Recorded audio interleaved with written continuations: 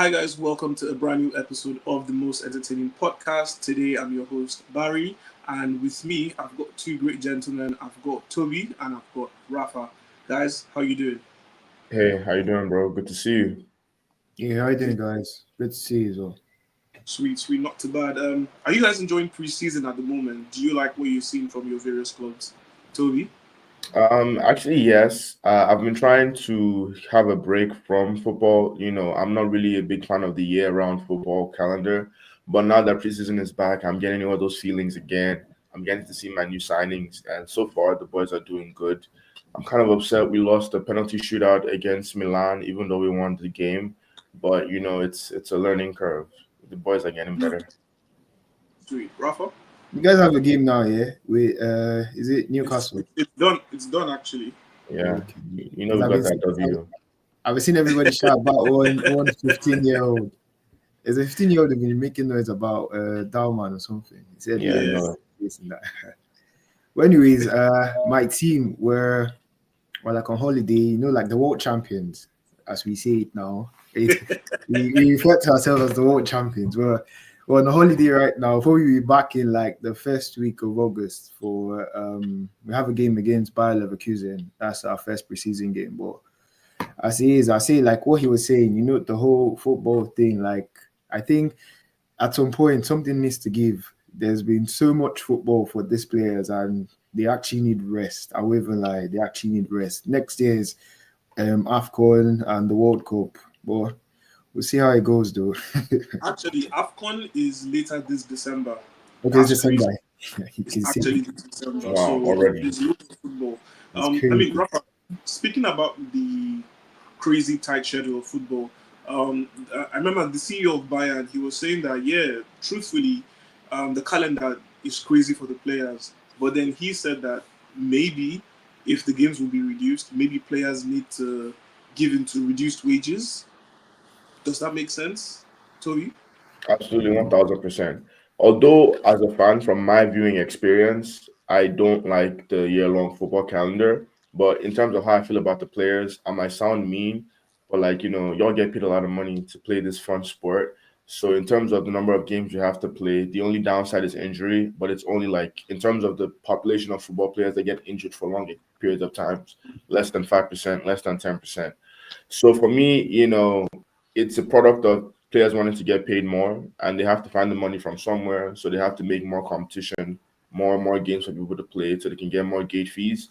But yeah, if players are willing to get reduced wages, I'm down for less games. But I think it's a give and take on both sides. I guess like both parties have to come to the table or teams just have to have bigger rosters and players have to accept, they have them being in rotation with others. So it's a very tough one, but no one can get their way. I think everybody has to give a little bit. Yeah, Rafa, Yeah. when you Yeah, I think part of what he's saying, I agree partly, not fully though. Like, yeah, because in the sense that everyone has to give in something. It's not just like a one-sided thing, yeah.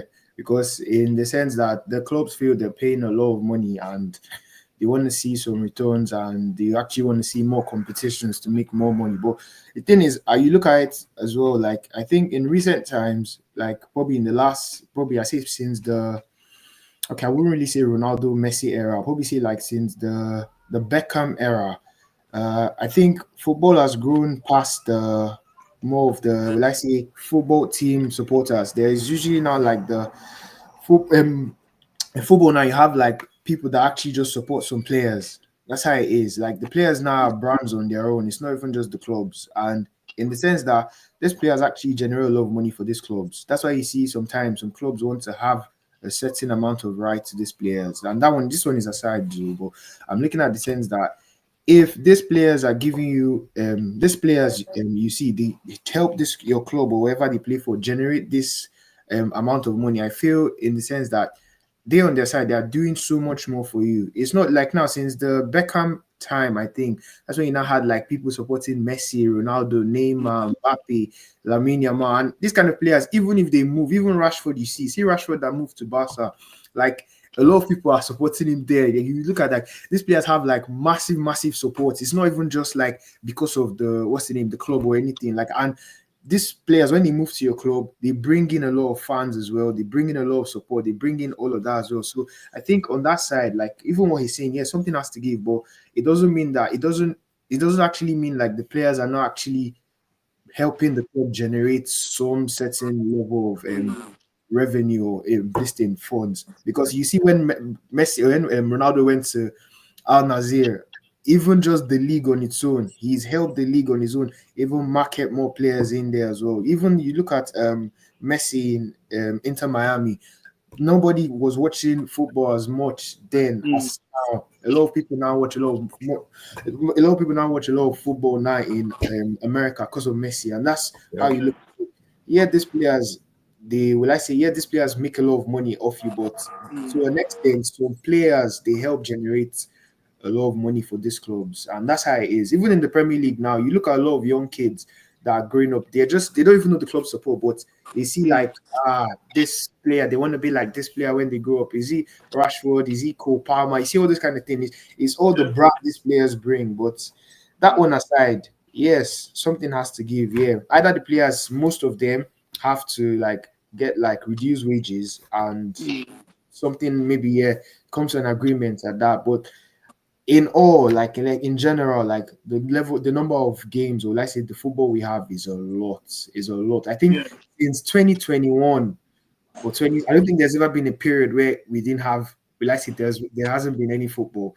Either Yeah. there's mm, Olympics or there's a Euros or there's even this summer now there was a Club World Cup. It's always something, and these players are all seeing the Club World Cup. This guy broke his leg. What's his name? The Bayern Munich. Musiala. yeah, Musiala. Musiala. That's what I'm saying. Like, Yeah, so much football. Like you're wondering, like, what is this? And well, we'll see how it goes about. But yeah.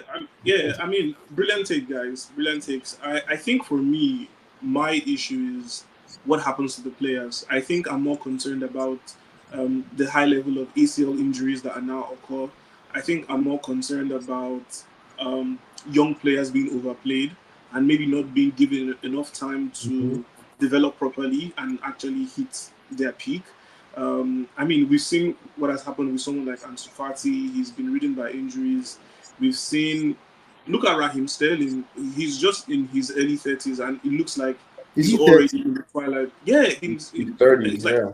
31 or so, and then it looks like he's already in the decline of his career. So I feel like the way the football calendar is now, it makes some players grow up faster than they should, and then obviously there are repercussions for that. But hopefully, the football lawmakers and those making the rules, hopefully they're able to come to some sort of compromise with the players, because I know the players are also complaining and they want a solution. But I mean, at the end of the day, for us fans, we're being entertained, and they give us content. They give us reasons to continue to do the most entertaining podcast. So hopefully, we get to a win-win situation for everyone. All right, then, Yeah. Absolutely. guys, let's get into today's major discourse. We'll be talking about something very interesting, as always, on TNE. We'll be talking about our top five free agents, basically, from um, Toby and Rafa. They will be giving their opinions on the top five free agents at the moment. I think going into this transfer window, we had a lot of juicy free agents. Because if we're taking a look at the starting 11 of the best free agents in the market, they look like a really, really solid team. I'm not going to jump the gun and call names of players because I know you guys have your picks down already, but we'll get straight into it. But just before Toby and Rafa share their picks with us, let's let you guys know that we've got a format for which we want to do this in terms of the classification of free agents we'll be speaking about. Just like I said, Toby and Rafa will be giving us their top five free agents. And the first pick will be based on flair. The second pick will be based on veteran. The third pick will be based on wonder kid. The fourth pick will be based on their personal favorites. And the last will be the best bargain. All right. So we will start with the first, and that is the flair pick. Basically, the entertaining players. The ones that make you sit on the edge of your seat and give you the most entertainment. So, Toby. So I went through the list of available free agents right now in the market, and in terms of flair pick, I couldn't really see too many people that could go over the name I'm about to pull up. But for me, my pick was Hakim Ziyech. Obviously, I Mm, was gonna say of what club, but he has no club currently. He was just playing in Saudi, but at the moment that's the end of that period for him. So currently he's not attached to any team. But I think what I've always liked about Hakim Ziyech, since his time when he played at Chelsea for a little bit, played in Galatasaray for a little bit, was just the fact that he was always like a final ball kind of player. The pass just Mm, before the goal, you could expect Hakim Ziyech to be the one to make that pass.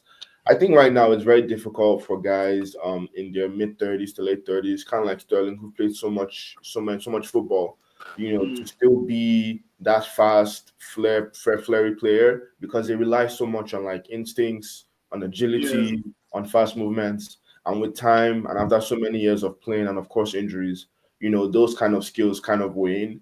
But at the same time, right, because they are so good, I'm comparing them to the elite level. That doesn't mm, mean there isn't a level for them where they can come in and still do an amazing job.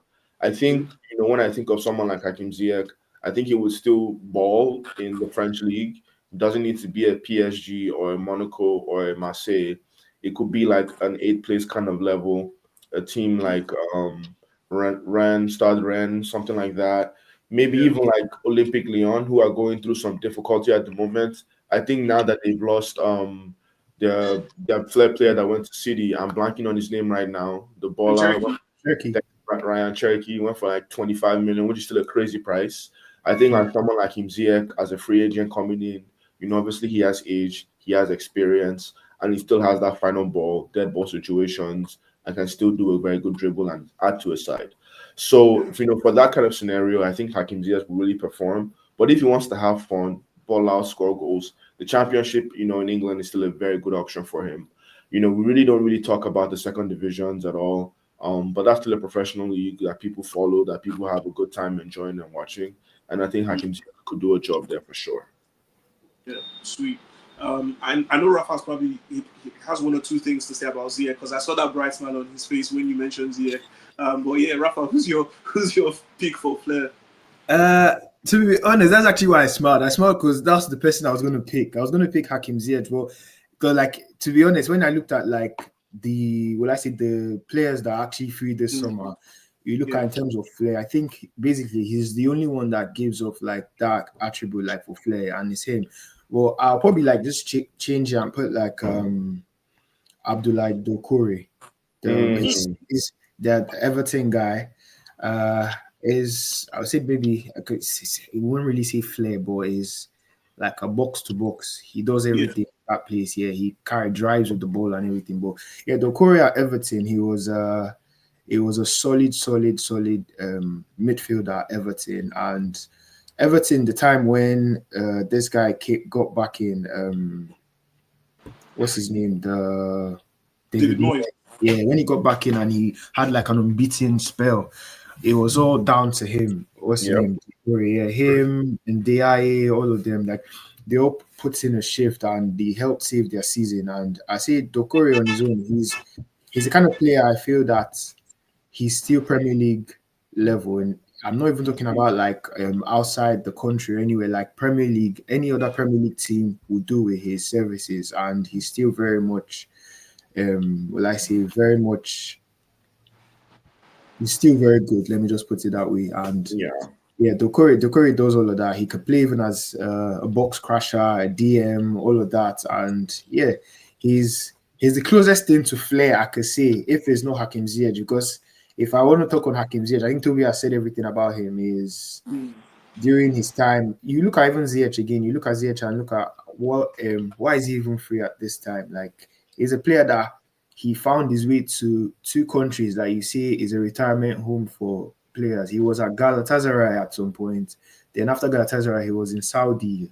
He got sold, and you're wondering like how is he still free? I think maybe that one is a different thing on his own. It's more of him, a character thing on his own, and him being free is crazy. Going to Gala and moving to Saudi, and at the end of the day, you're not able to lock in or find the place down there. It was at yeah, it was at was it Al Nazir he was at or something? It I was haven't now. It's I Al think it Duhail was SC. okay. yeah, yeah, Yeah, exactly. it was. I was yeah. It was some, and these are the kind of places you say okay, you're meant to like cash in or make the bag at all, but at the end of the day, you find out that there all these clubs are still releasing him. I think maybe you look at the fact that Ziyech is not really a good person. let's say he has a very big character flaw, and as a Chelsea fan, I think Chelsea fans will they we know about he has a very big character flaw. It's like he's everything, he has the talent and everything, but in terms of the character and everything, like he's the kind of person that has like he's a big, let's say, big ego. That's how he is. He's the kind of Mm, person you always have to pander and always have to say, "Oh, you don't shout at him, or don't make him Mm. feel that way." If it's that kind of thing, he probably lash out. I think that's the thing that happened. Even it happened with him and his I think it happened with him and his the manager out of his country, Morocco. There was a period he Oh, did in yeah, Morocco for a long there was time. a period when he wasn't in the Yeah, team. he didn't True. play for a long time, and Morocco were doing well without him. I won't even lie. Even without, like, it's not like during that period Morocco were going fine, everything. It's not like yeah. without him they didn't go any. They did a lot well without him, but it's just like Ziyech is just the kind of person that you say, okay, he's just like the character is not really up that all that. For you to find your way in a place like Gala, find your way in a place like Z Saudi or Z wherever it was, and at the end of the day you're still free. It's crazy. But in terms of flair, like I said, I was laughing because that's the closer. That's the only person I could pick on the list. Yeah, Hakim Ziyech, and it's crazy that he's still free. Mm. Another person, Tadic, Yeah, Tadic. for you to speak, Dusan Tadic. I mean, that's a fair shout considering Tadic in his prime, was doing great damage to some players. I mean, he and Ziyech had a great time at Ajax. That's where Yeah. they really got Yeah, attention. So for me, yeah, for sure. I think I agree with our producer. Tadic in his prime was one of those. But we've seen him. We've seen Tadic more like metamorphose into this um, playmaker. Basically someone who you could build a team around. So fair Yeah. picks, right? There. So for Flair, basically, we spoke about Hakim Ziyech, we spoke about Abdoulaye Dokore, and also producer's pick, that is Dusan Tadic. All right, to the next category now, which is going to be the second pick for both Toby and Rafa, the veteran. The one for the dressing room, and the one you look at in terms of leadership. One person that I think you guys would have probably picked, but now he's got a club, would have been Jordan Henderson. Now he's with Brentford. yeah. He's back in the Premier League. But yeah, what are your picks for the veteran, Toby? So what you will find with the free transfers or free agents rather is a lot of them are, players who already had long careers. They've already been in the game for 10, 15 years. So you can trust that a lot of them can bring a lot of experience to a dressing room and really help, that next generation of young ballers be able to, put their head down and get it right.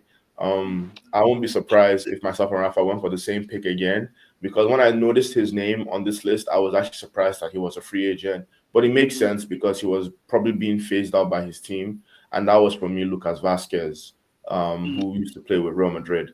I was mm, very surprised that it was the same Lucas Vasquez that has been able to have such a successful career with Real Madrid, was their Yeah, captain, has picked up multiple trophies with them, all trophies. I'm pretty sure he's won everything at this point. Maybe he didn't win the World Cup, but Lucas Vasquez is an experienced player who brings a lot of energy. And I think one thing that's really cool about Vasquez is towards the experience. You never really hear the thing of ego with him. He seems mm, like, a steady Eddie, which might not be like a great compliment, but I think a lot of times teams need those guys. Those guys that are here to do a job, fulfill their role, and show that hey, I'm part of the collective. It's not like I'm not a me guy. I'm not an I guy. I'm a we kind of guy. And like not a lot of the times, with team sports where you have the individuals that have to make the big difference, shine. You need those other guys that can be able to support those dudes and be able to bring a good balance. And not that they're afraid to be like, that superstar or like, that star power makes them want to shrink. No, they know themselves and they can be a good mirror for younger players to be like, okay, that's a good guy. That's had it's a great career. He wasn't that number one player because not everybody can be that number one player. Odds are you're going to be, in any position you are, you'll probably be an average player compared to somebody else. So for you to be able to recognize who you are and be able to execute and bring something to a team that's going to be valuable for owners, be valuable for coaches and managers, Lucas Vasquez is a great example for young players because he was a right winger starting out in his career. He had to morph. He had to change his mm, style to become a right back. He could right have done back the in. ego thing and be like, "No, I'm a right winger, and if you guys aren't going to play me at right wing, I'm going to leave." mm, obviously leaving Real Madrid is very difficult because you don't really go up from Madrid. It's very hard to go up from Madrid.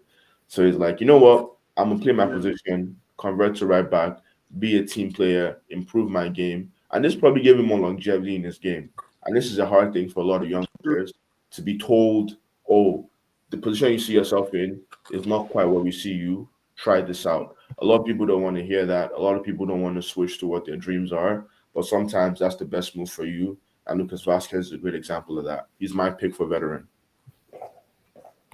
Great pick right there, Rafa. Yeah, it's a very great pick. Lucas Vasquez, he's won literally everything or anything you want to say in football with Madrid, and you wonder like if he's a free agent now, the Yeah, kind of clubs that are actually going to be going for him is actually going to bring loads and loads of experience Yep. to any team that's going to sign him. And Loki, yes, I saw him. I was going to pick him, but I said out of respect for my guy, I had to go for. He's another right back as well, though, but it's Cesar Spilicueta at Ooh, Aspie. Atletico Madrid. Yeah, Cesar just got he just got released this summer by Atletico. He left Chelsea 2 years ago, signed a 2 year deal with Atletico. But I think this summer is more like Atletico are trying to do like a rebuild this summer, and I say with Aspi offers loads and loads of experience, just as Vasquez do. Vasquez is a younger option, though, but it's great. Yeah, as I say, Vasquez is a very very good shot because at his age, he offers like the same kind of experience as my Aspi as well. But Aspi as well brings like over 700 club games with him, and I say any club that gets him is probably going to get like is going to get someone that's bringing like leadership to not just the field but to the dressing room. Aspi is the kind of player I would say he's at some point we call him Mr. Utility. He plays every position: the right back, left back, centre back, right wing back. Everything you want him to do, he just says, "Yes, boss. I put in the shift. Do you want him to play here? Yes, boss. I put in that shift for you." So yeah, Aspi is a very good is Aspi is my choice for veteran pick. I feel like if Madrid release him, he could. Yeah, he speaks Spanish and English very well. So say okay, even though a Premier League club might not go for him, he could still do well in like what's the name, Serie A. Serie A is like will I say a league that makes a 30-year-old look, will I say if a 30 to 35-year-old, if you go to like a Serie A, you start looking like it's a 25-year-old. So I say for options moving, I'll probably say he should find a way to Serie A. Well, like I said, Aspi very good. My own top choice for veteran pick. He is going to bring wealth of experience, everything down. Like, and he's the kind of person that, regardless of wherever you want to play him, he gets the job done. And he's the kind of person that he's seen. He's won literally everything you want to call in club football, and even with his country. Last summer, he won. What's the name? I think he won the Euros, and he Yeah. won the Euros here with them starting. Even though now he's been phased out, but I feel like he's going to offer loads and loads of experience to any team that's going to sign him. Yeah, that's my choice. yeah, Yep. yeah. Great picks right there. Both Spanish, Lucas Vasquez and Cesar Spilicueta. I mean, the good thing about Aspi is that he could play multiple positions. And then talking about Lucas Vasquez, um, you know, I think now that he's in the twilight of his career, he might want to get back to playing as a forward. Maybe because he might not have that energy to continue to play at that top level as a right back. So but great picks nevertheless. There are a couple more veterans on the list. That could have been picked. There's still Albama Yang, even though he's been linked with Marcel, Dusan Tadic as well at this point in time. He is a Yeah, veteran as well. I mean, nevertheless, great picks from both Toby and Yeah. Rafa. the Yeah. Manu boy as well. The Come again, one that Rafa? the Manu boy, I've forgotten his name. The Dutch Christian guy. Eriksen. Yeah, Who? Eriksen, yeah. Yeah, Ericsson. yeah. Ericsson as well. Crazy thing about Ericsson, he was linked to Wrexham. Such a Mm. very, very weird link. But Hollywood I mean, move. Hollywood yeah. move. Honestly, if that happens, I won't be surprised. Wrexham have been pulling some pretty weird moves that seem to work well for them. In terms of having veterans play for them. They had Ben Yeah. Foster play for them as his last club before he retired. So maybe Ericsson might just be up for that challenge as well. So to Yeah. the next category, which will be the third pick for both Toby and Rafa, the Wonder Kid. Yeah, the Wonder Kid. This one is going to be juicy. I can already tell. So Toby, take us away. So I loved how we included the question mark on Wonder Kid because like free agent as a Wonder Kid is a bit Yes, it's very. but like I couldn't really. First of all, I had to do like some kind of analysis. I was like, okay, let me look at these guys. Let me look at the Mm, youngsters that are on there. Is there anybody that's like a superstar young name that we know about that's like, you know, for some crazy reason he's a free agent? I was thinking of I don't know if you guys know this guy that used to play with Celtic, and I think he went to Saudi for a bit. Jota, you know yeah, that yeah. yeah, that Yeah, Portuguese. I remember I the was guy. thinking someone like him is who I'm going to be looking for on the list to pick as my wonder kid. But I'm going through these names. I'm going through them. I'm like, I don't know anybody here, you know. Mm, So I'm like, let me switch the tactic and see if there's anybody here that actually like gives me the vibe of a wonder kid. So who I picked used to be a wonder kid, but he's definitely no longer a wonder kid. I won't be surprised if Rafa has the same pick as well. I went for Luka Jovic because like at a certain point he was supposed to be that number nine that was supposed to change the world. Pre Yeah, pre going to Real Madrid, Luka Jovic was the guy that everybody was on. He was supposed to be that next Shevchenko kind of guy, that next 25 goal scorer season kind of guy from Madrid. mm, We looked at him like, oh, post Ronaldo, Luka Jovic would be the striker, the number nine for Madrid that would change everything for them. But now that I look at it, like, post that whole experience of him going to Madrid and trying, back and forth between multiple clubs to try and find his way, I think the difficult thing was like nobody decided to give him multiple seasons within their setup to give him a time to like the balance. Because I actually pulled up his like his history, and prior to like joining Madrid, he was ballooning between clubs. He would play a few seasons at Benfica, play at Eintracht Frankfurt, back to Benfica, then go to Madrid, then Frankfurt, then Madrid, then Frankfurt, then Fiorentina, then AC Milan. And I don't think in any of these clubs he spent more than 2 seasons. So I think that was a really big thing that probably hindered his development. mm, And I think the thing that kind of messed it up for him is because of such large expectation, everybody wanted to see him hit the ground running. But sometimes you have to take a step back and stay at your level. I think someone that has a similar kind of format, and I'm probably wrong. I'm probably just conflicting the ideas because it's very recent. Is like looking at someone like Victor Gyökeres, who was not a big like he wasn't a wonder kid kind of guy. mm, But at the same time, when he went to Brighton, I didn't know of him then, but apparently they had expectations of him then, and he yeah, didn't pop as expected, right? Jokic went to Madrid, but didn't pop there the way he did at Frankfurt and Benfica, right? So I'm thinking at that point in time, what moves did they do? You know, Gyökeres decided to take a step back and go play in the championship, develop himself within Coventry, and then go to Sporting, which is like, okay, I'm gonna go down and build my way back up to this level. Whereas Jovic did the opposite thing and then went to the Madrid route, but instead of taking a step down, he decided to do loans, became a loan player that kept getting loaned from place to place. And the thing about being a loan player nowadays is that maybe back then or a couple years ago, those loan moves will give you a good season to score a lot of goals and you can come back and continue. But I think nowadays, once they loan you once, they're going to loan you twice and they're going to loan you 3 times so they can sell you. I fear that unless you like really blow and make it happen that first year on loan, you're going to become a loan player for that club and they're just going to keep loaning you out so they can sell you. And that doesn't help you develop. hmm, I think at some point you have to take yeah, control of your career and be like, nah, you know what? All these loans aren't good for me. Sell me somewhere that I can play for 2, 3 years and I can build my way back up. And I think that's probably, where Jovic is in his career. He's 27, so it's not over. He's the same age as Gyökeres. But obviously they're in different positions at the moment. I think what Jovic needs to do is pick a club that's gonna like give him opportunity that he can actually build himself back up and work towards that level. Um, I don't know if championship might be an insult to his character or the way he feels.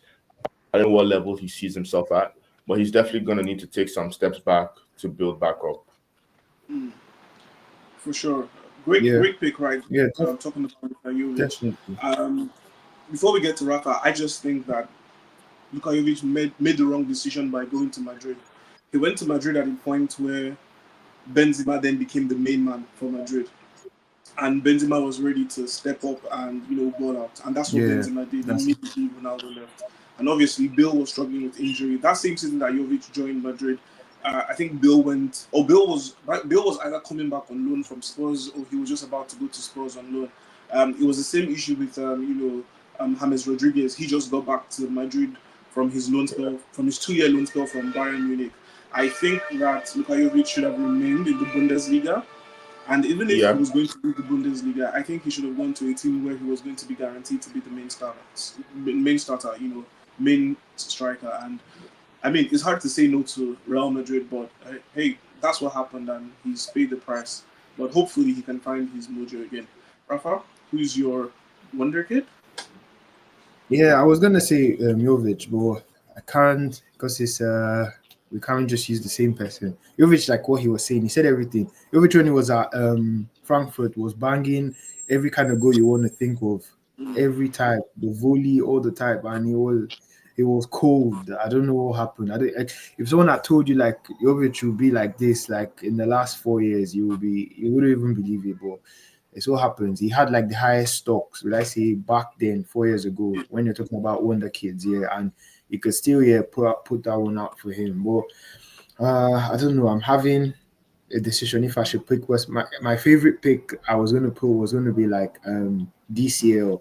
But I think if I should mention like a DCL now, Dominic Calvert Lewin for Wonder Kid. I don't know if that goes Dominic Calvert Lewin or a Yeah, Tomiyasu. because kind of nah, similar situation DCL, as yeah, Yeah, yeah. this year, yeah, because this year at like if you go back 3 years ago, was he? Yeah, 3 years ago is even clear. 3 years ago at least, this year's market value and both what was around £100 million. yeah, Everton were not going to accept anything less than that, and that was how crazy DCL stocks were in the Premier League. They saw him as the next big thing. Like it was next always, Harry Kane. yeah, it's the next Harry Kane. Exactly, it was literally seen as the next Harry Kane. So either he was going to make a move to like a Man United or Chelsea or like any of the big teams or Arsenal or anyone, but it just never happened. And I think the just like what we were discussing in the beginning, how the number of football and the number of games that's affecting all the footballers today. I think he had like an Yeah, ACL once or twice, and that was it. That was it. Like he was not a shadow of himself. He was never, will I say, this outstanding nothing. year. Yeah, this year, like I remember even back COVID period, like he was the guy that they would say everyone was saying this is going to be the next Hurricane. This is going to be the next guy to lead England, next England's English big thing, and all of a sudden, like one or two ACLs hit him, and that was it. And DCL stagnated, and Everton now have moved on him. And you say like Everton that we're not going to accept anything less than 100, are letting him go for nothing, literally. And even as he's gone, no one is even showing interest in him. But it's what it is. Like it's what it is in football. But you 1 minute you're here, the next minute you never know. Like in the next 2 years, no one is interested in you. We were just talking about it with Luka Jovic. Yeah, 4 years ago, Jovic was the next. Everyone wanted him, and Madrid now said, "Let's get this guy. He's going to be the one to lead us." And all of a sudden, Benzema finally found his goal scoring boots, and that was it. He was never even going to never the score same. anything in that Madrid first team. And even the chances they even gave him, he wasn't even this thing. He wasn't ever going to come good again. And that's how it is in football. I think with this year, I don't know if, like you guys said, I could use him for wonder kid. Yes, this year is my wonder kid choice. Yeah, because at that point, this year he was well, everyone knows. There's no one that watches Premier League and doesn't know who Dominic Calvert-Lewin is. He was Arsenal wanted him. Yeah, we wanted him. every like he was that guy, and it was, I think, the only thing that only stopped his move was only just Everton's asking price for him. Yeah, Everton just wanted like big money to let him go that period. I think they were not going to let anything, like, even if team, I think at some point some teams put in a bid of around like 60, 70 for him, but Mm, they were never going to let him go for anything like, or they were calling upwards of like 100. And I think yeah. that now it affected them. Yeah, they lost at the end of the day, but at the end of the day, it's part of what is in football. You never Yeah. know where you could be the next moment. One moment you're here, the next moment you know where you used to be. But Hmm. yeah, this year is my pick. And when we're looking at this Wonder Kids, it's how it's funny because um the Wonder Kids we're talking about are like failed Wonder Kids. They used to be Wonder Kids in their Exactly. time, but it's Yeah. all about like I don't know. It's more like yeah, football. Yeah, football happens. Football. Like I say, the number of games or whatever thing that's happening is it happens. And you know, part of what you were saying before, I wanted to chip in. Like, there's you were talking about Ansu Fati. That's back in the beginning when Yeah, we were talking about Ansu Fati. yeah. Yeah, how he used to be this and that, and you just see what happened. It's crazy because we look at it and say like I'm looking at a lot of teenagers and 20-year-olds or 21-year-olds in football, and I'm seeing them play over 200 games. Like, Yeah. how Mm. 200 games and you're like 21, 22? You're playing That's over. that's my problem with the football schedule and the football calendar. It's, And this year, it only got worse with the FIFA Club World Cup. So it's yeah, like from this year going forward, every summer there's going to be a tournament. Next year is going to be the World Cup. In 2 years' time, it's going to be the Euros. In 3 years' time, it's going to be the Nations League. In 4 years' time, again, we're that's talking what it about the is. World Cup. We're talking about the Club World Cup again as well. Club World Cup happens every 4 years now, and Mhm. it's crazy. And then there's still the continental competitions. There's Yeah, AFCON. the There's continental one is America. still there as well. Yeah. Bro, it's ridiculous. But And I know you want. the Champions League format now made more games as well because now Yeah. it's not Yeah. longer like a group stage thing where you have like 6 teams where you play. It's not like a league format, and if you don't finish in the top half or something, you get to play like round of 32, round of 16, play round of Yeah. 32, play get to round of 16, and I get squad. Like the games are becoming so many. You even look at the fact that in the Premier League we play like two cup competitions, so when you're looking at small teams that are trying to get to like say or big normally big teams are trying to get to like semi-final or final, you end up playing every when you look at the number of games most of these players play, they end up playing at least 50 games every season minimum.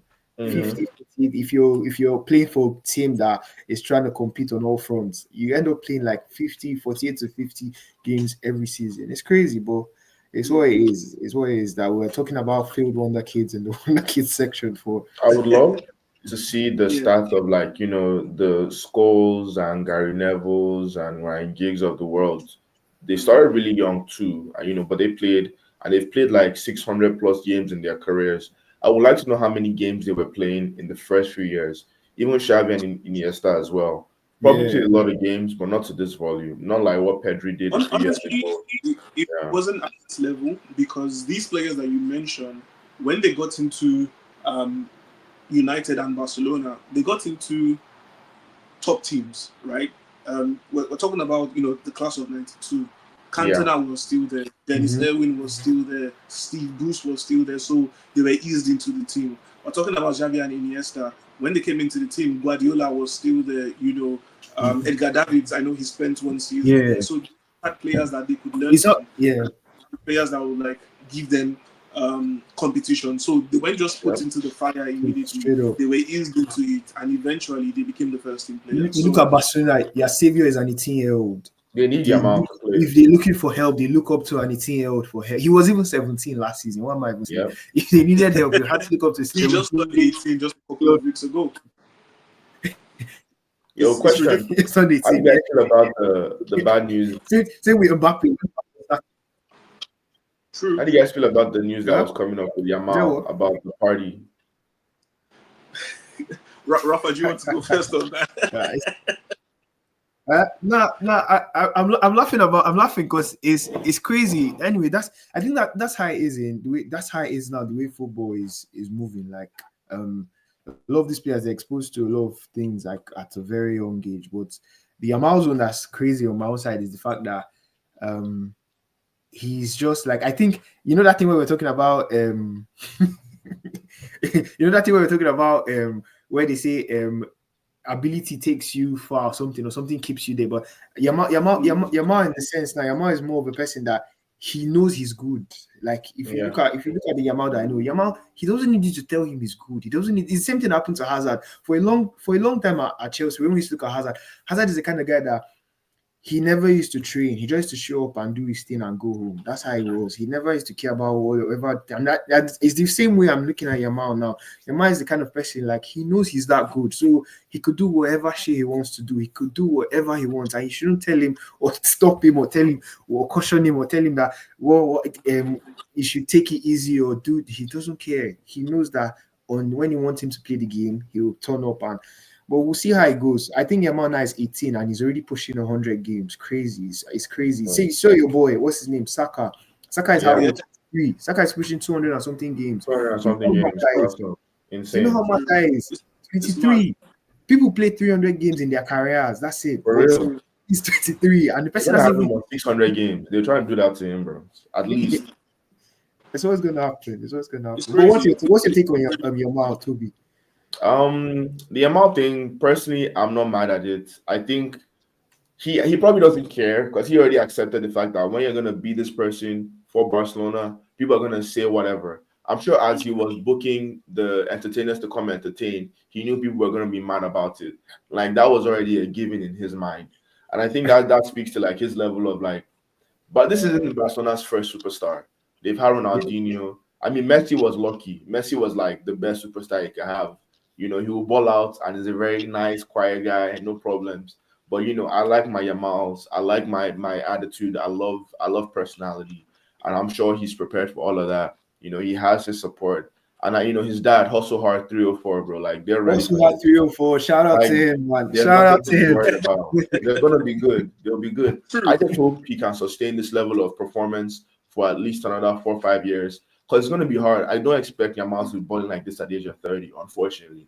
It's like I mean, he's a crazy good player, probably the best. I don't want to see him win the Ballon d'Or, but he's probably the Ballon d'Or, you know. But like Yeah, because it's to be honest, I would even like I you could say whatever you want to say, but I would even like Yamal is probably the best player in the world. Like he's probably the best like player. we could push. I could push Dembele for all I want to, yes, because we're saying the trophies or whatever. Like, but Yeah. based on eye test, based on who is the best player in the world, like based on who is good, like even him leaving the Champions League wasn't on his own. He if there's anything, he puts in 101% more than every other person in that Barcelona team. Mm. Yeah. And but it wasn't his fault. They got knocked out. But that's where he's the best player in the world. He's like I He's the said, best player. he's a person like you don't need to tell him. He knows. It's not about it. Yeah. Whatever thing he's doing, he knows. When it's about that pitch, he'll put in this thing and he's going to come. He's going to show up.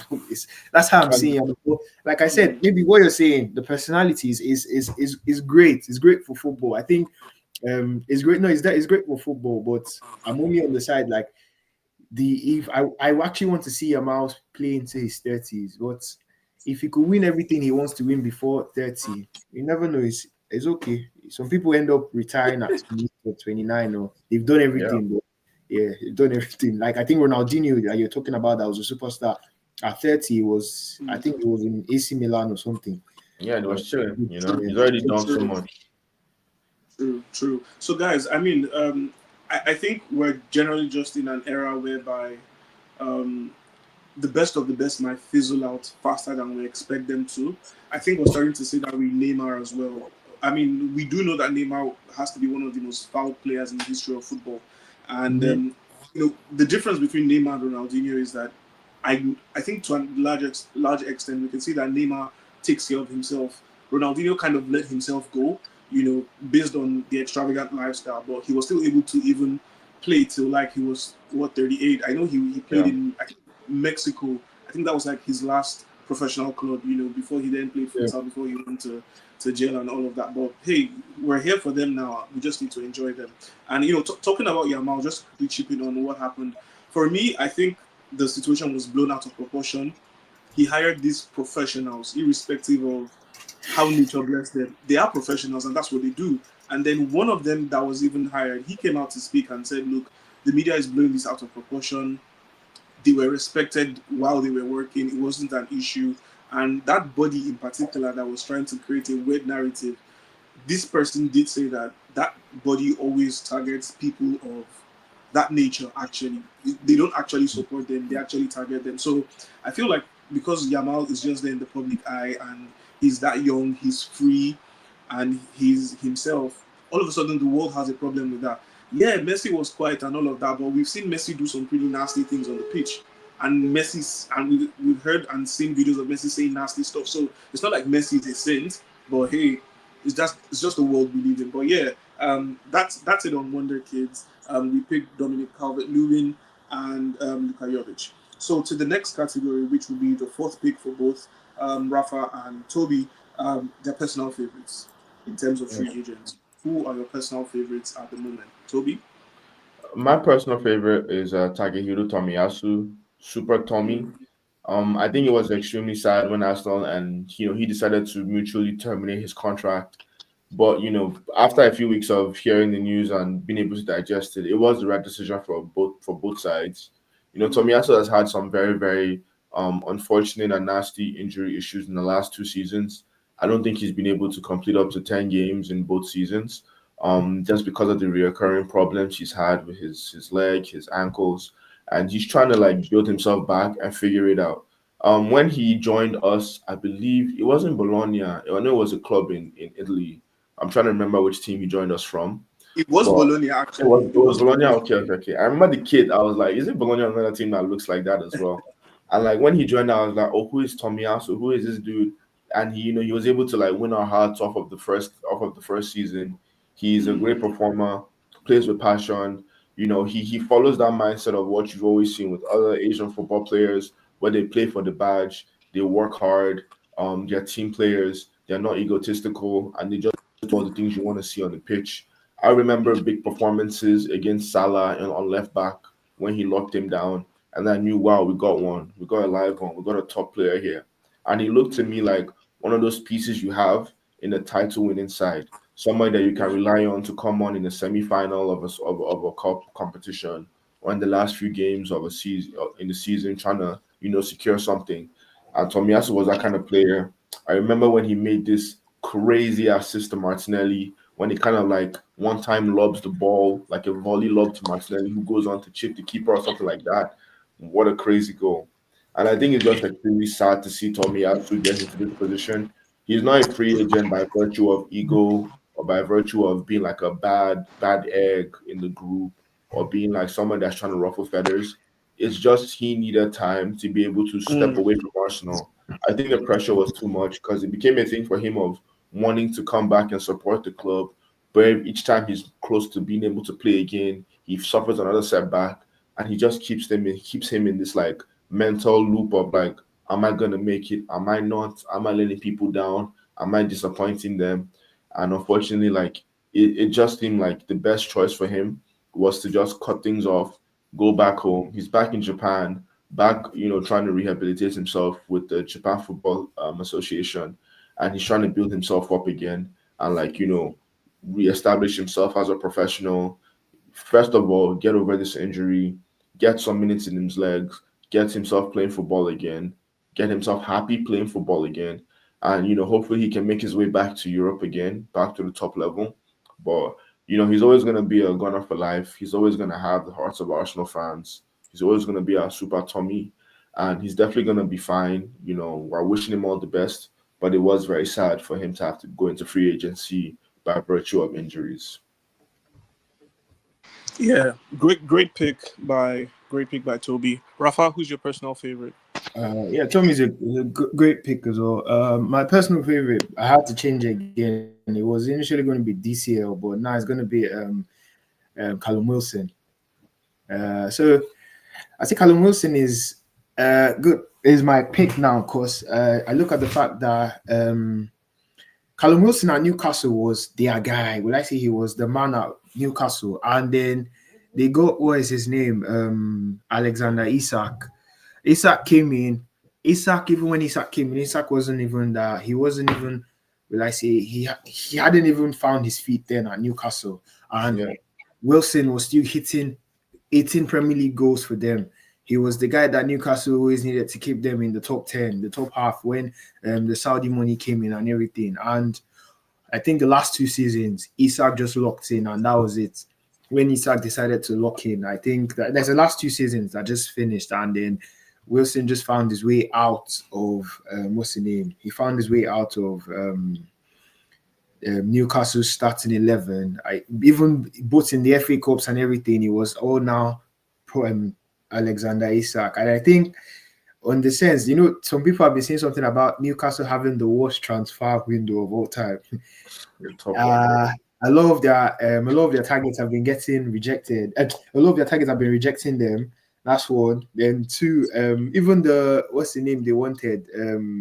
Ekitike rejected them. Almost everyone has been rejecting Newcastle. It's less about them being rejected or other clubs are hijacking those deals. Then their star player on his own saying now he wants to leave after the main replacement they wanted rejected them. Say what you want to say. Say. Newcastle just lacks that pool. I don't believe he wants to leave.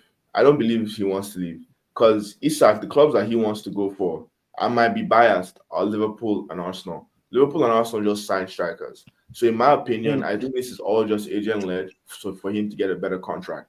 And I can't be mad at that. At the end of the day, Isak is earning about 120, 150K a week. And Isak is a 250K minimum player. He has an argument for 300K, 350K, depending on who wants to pay it. So I think this is him just trying to agitate. Because right now, he has 3 more years on that deal, 120K. So Newcastle don't have to give him anything. They don't have to come back to the table. So he's trying to shake the table, be like, I want to go, I want to bounce. I'm not liking it here right now. I think it's him trying to get a better contract. So go ahead. Keep going. No, that was it for me. I hear you though. I hear what you're saying. Is a way to get, but the only thing I'm looking at is the fact that Newcastle already started looking for replacements. Like they're already now going after Sesko. They are going after replacements now. And if in the next, like I said, it's all down to them getting a replacement. If they get any of these replacements, I'll still feel like he's gonna leave. What's his name? Isak will probably still leave. I get normally he wants a bigger pay and even if the only place you even look at the kind of clubs that are going to pay him that, I don't know how many clubs will pay him that if it's not Saudi. Yes, if it's not. But then the question is where. I think we don't know where Isak is at mentally because Arsenal just got Gyökeres, Liverpool's got Ekitike. Yeah. United don't really have the finances. So the question is, does Isak want a next level club that gives him Champions League football season in, season out without fighting for it? Or if he just Madrid? Maybe Madrid. I mean, but doesn't make sense. The number 9 is available at Madrid. So why not? No, Rodrigo leaves as well. Rodrigo leaves. They use Rodrigo money for him. Yeah, maybe. I can see a world where Isak in Madrid. I still feel like they'll have too many attacking options and there'll be a problem there. But it could work. It could work. Somebody else just have to be unhappy. The way I see the Isak play going is, unless Isak goes to Saudi this summer, which I also think is not going to happen because he wants to perform, I think Isak signs a new contract with Newcastle with a release clause. That's actually a good shot. Yeah, and then Newcastle bringing another striker to play with him right now in preparation for him leaving either next summer or the summer after. But I think for sure in the next 2 years, Isak is gone for sure. The question is Newcastle have to plan it well. Ekitike is the Jota replacement. Liverpool that makes sense from the producer. It makes sense from the producer. True. But it makes sense. I think the first thing is that Liverpool need to offload Darwin Núñez. He was initially meant to go to Napoli, but then Napoli went ahead to sign Lorenzo Luca from Udinese, and then they've still got Romelu Lukaku, who is their main striker. So I don't see Darwin Núñez still making a move to Napoli. So the question is where next? And time is going. Also, Liverpool would not want to sell Darwin Núñez without having someone else who could fill in that position. Luis Diaz is on his way to Bayern Munich. Yeah, they're going to sell him very soon now. Yeah, and Liverpool need to balance the books. They've spent a lot of bad shots for them. But yeah, Newcastle will call 150M. Is Liverpool really going to spend? But to be fair, Liverpool balancing the books. I don't think they spent money in the last transfer window. The last summer. Last summer they only gave Slot gave him that what's his name? The Gravenberch? No, actually, Gravenberch was a signing in clubs last season. Oh, so I think he was a signing. Was it just didn't get anybody? It might be nobody. Yeah, just Chiesa, and Chiesa was Chiesa was nothing. So I think they might be fine FFP wise. If they sell Diaz and Nunez, then I'm in trouble because I really don't want Isak going to Liverpool. But yeah, the only hope To I be have fair, is that on the what's his name? He's not him and his agent. They're not smart. He should have said this like at the beginning of transfer. Do you know how many teams would yeah, have gone for him? Exactly Arsenal. my point as I well. think Arsenal getting Gyökeres is down to what's the name? Sesko not Your really available. no, is it Berta Andrea or Berta, Berta that wanted him? I think yeah, Ateta probably would have wanted Isak. for So sure. that Sesko. definitely was No, stalling. so sorry to cut you short, Rafa. Let me Yeah. give a bit of clarity to that. So, from last season, from both Ateta and Edu and their whole scouting department, in unison, they wanted Benjamin Sesko because everyone felt Yeah. until this week, everyone else felt that Isak was untouchable, right? Yeah, So Yeah. at Arsenal, they wanted Benjamin. They wanted Benjamin Sesko because he just seemed to be the last piece to the puzzle, and he was seen as a developing striker, as a developing project, But when Arsenal went for him this summer, when they started negotiations, the asking price for wages, first of all, from his agents were absolutely ridiculous, right? yeah, And then the asking fee from Leipzig as well was ridiculous. Now we're getting to the latter end of the transfer window. Now Leipzig has actually reduced the asking price from 100 million to Saying anything between 60 and 70. 70, yeah, sorry. Also, with Berta trying to make the negotiations with Sesko's agent, after obviously the agent gave his ask in terms of three number figures for wages. Berta said okay, no problem, but Berta never got back to him. And then when Sesko's agent heard that Arsenal were then going for Gyökeres, Sesko's agent actually came back to Berta to apologize and to say okay, let's do business again. And Beta was like, all the This is best, bro. bitch. And that was it. So to a lot of people, no one thought about the fact that Isak could be available. But yeah. Rafa, just like you said, I think Isak made the mistake of not making his intentions known immediately the transfer window. He could have caused a bidding war for them. I'm being honest. Like too Absolutely. many teams would have gone for him. Honestly, Even Liverpool would have prioritized him before Ekitike. Yeah, Chelsea would have everybody gotten would Jean have. Pedro. Would have Everybody gone would like have been in. I'm being honest. It would have been like a serious bidding war for him. And I And know that's that why I don't realistically think he wants to leave because of the timing. Because everybody would have known. Everybody knows everybody wants to buy a striker right now. That's why I really feel like he just wants to get that contract extension. That's why I'm like, unless he really wants Liverpool and there's still a world for Liverpool, unless Newcastle call 150M and make it impossible. But yeah, I think with Isak, it's a very strange one. I don't see him yes, leaving. I really see him playing for Newcastle again. Because one last thing we're forgetting, Newcastle has Saudi owners and they came here to compete. They didn't come here to be a feeder club. So right now they have a gem that other people want. If I'm Saudi owner and I want to take Newcastle back to the top, I retain Isak and I try and get the gems from other clubs. I don't sell you're my not lying, you're not lying though. And they got Champions League football as well. When they got yeah, Champions League, it was one of the reasons I moved my mind from him. If me they heard too.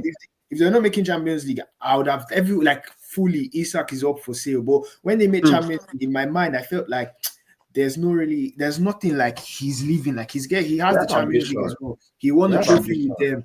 He won Yeah. a trophy with them already. Like that's why I say, to be honest, you might still Toby is actually even right in a way, like in the first sense that money could be like a pay raise as well. You never know. Like we never know. That one you never know. But in the sense that Champions League football and everything, they have it there. There's literally nothing that no other club has. If not the fact, like I say, bringing the Isak thing is still the fact, like I say, Newcastle are having like a horror show for this a horrific transfer window. Even I think yesterday or today said he wants to leave.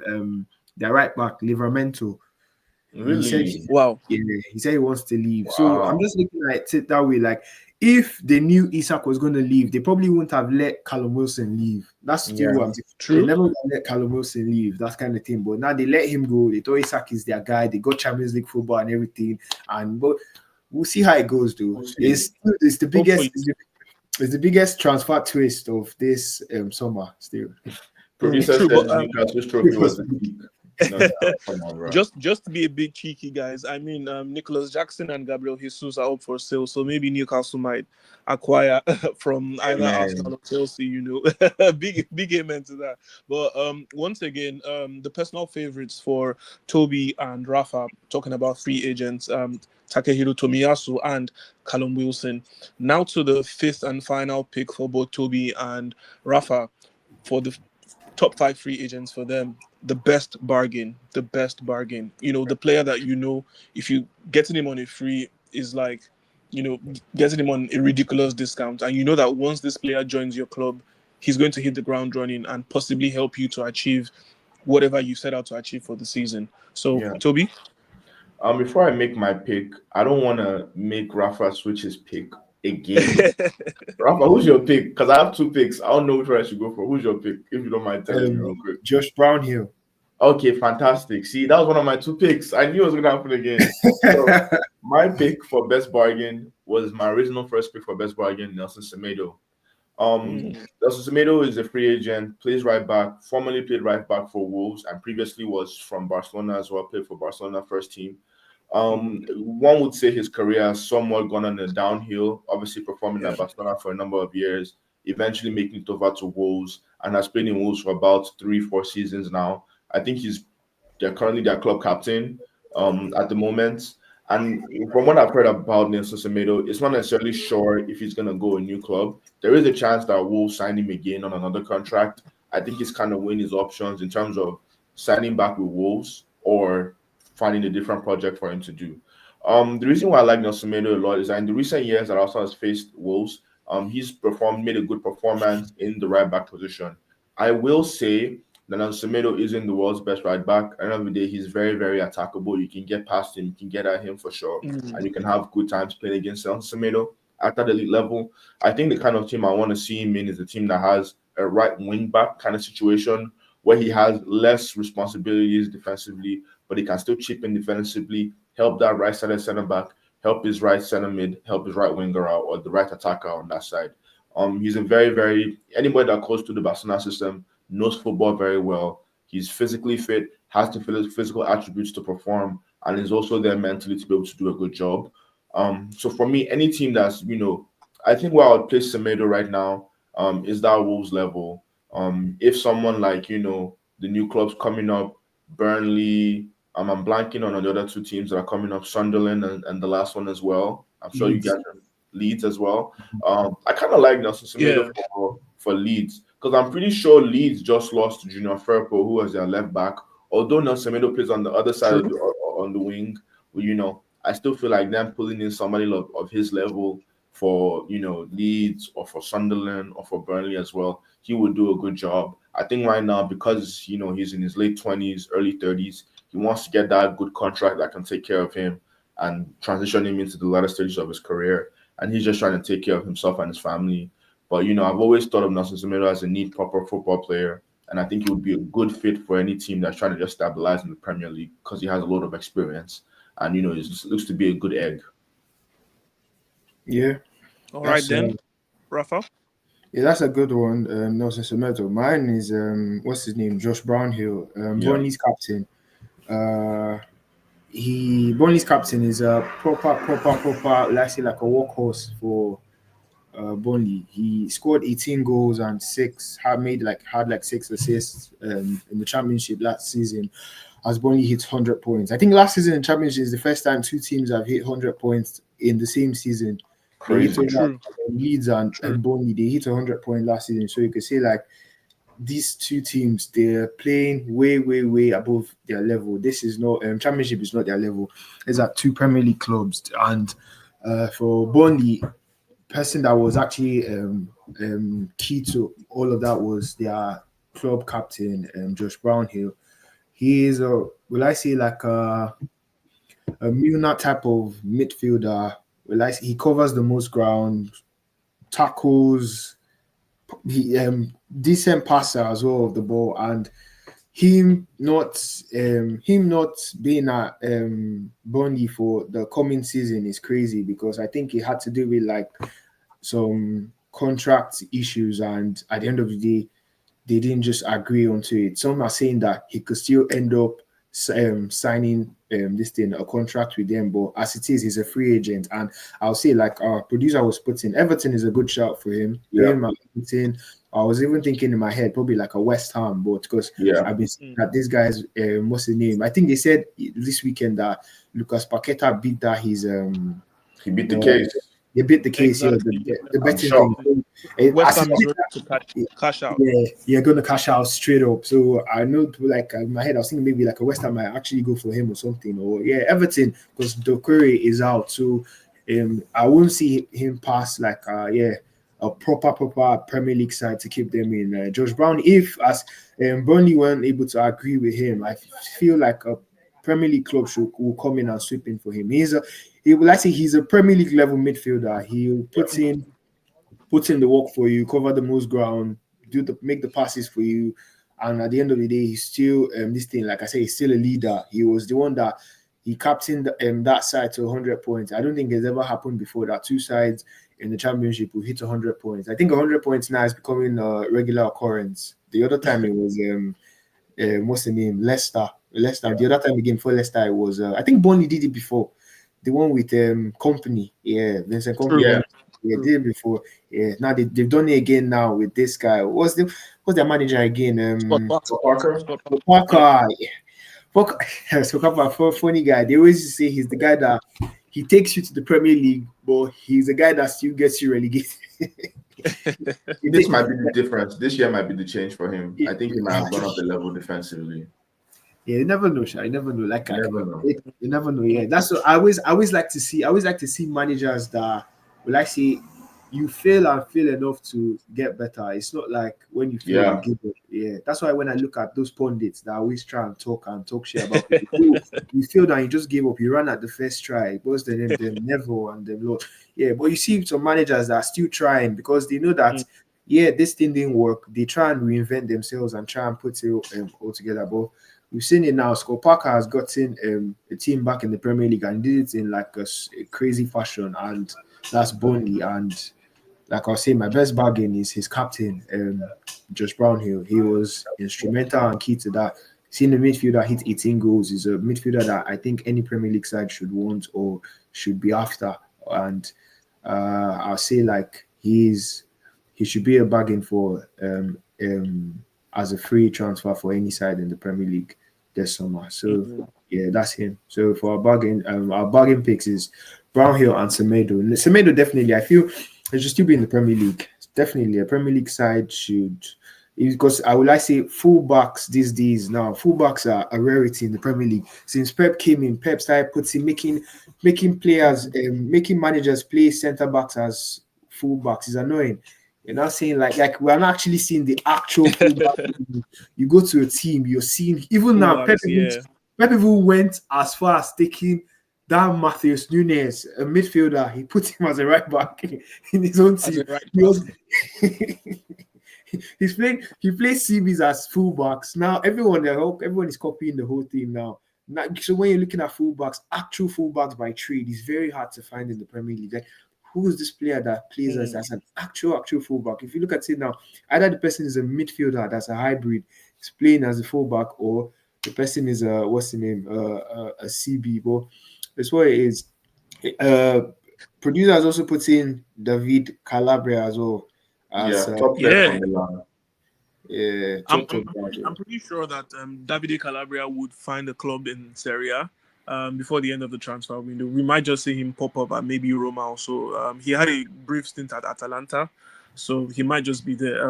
I'm to be honest, I think I'm quite surprised by the picks from both Toby and Rafa.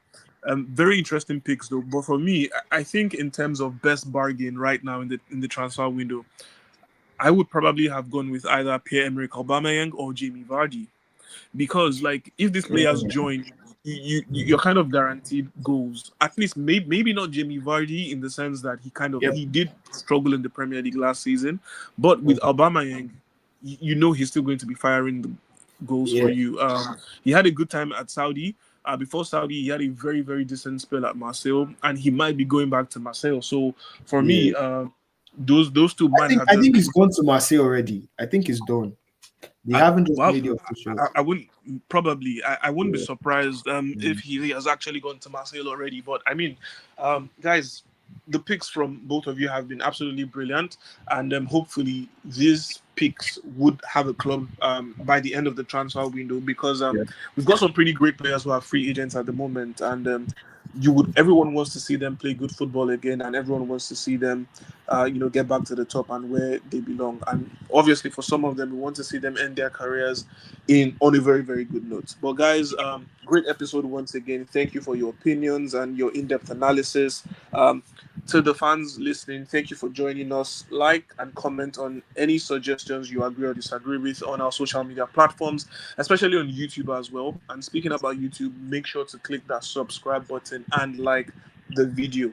All right, then. And for the next episode, we will be talking about Rodrigo's possible next destination. We know Rodrigo is going to leave Real Madrid. It's just a Mm. matter of time. So we'll be discussing about Rodrigo's possible next destination. Have a great week, everyone. Stay Wait, safe. before you guys go, who are your random picks? Just random out of the blue. Before you get in, let For people just have a for strike. Rodrigo's next for Rodrigo's next Random destination. pick, babe. Yeah, yeah. Hmm. Toby, you go first. Rodrigo, his next club. I want to say Arsenal. But I'm starting to not believe that's gonna happen. So I actually think Rodrigo will probably end up at Madrid. Hmm.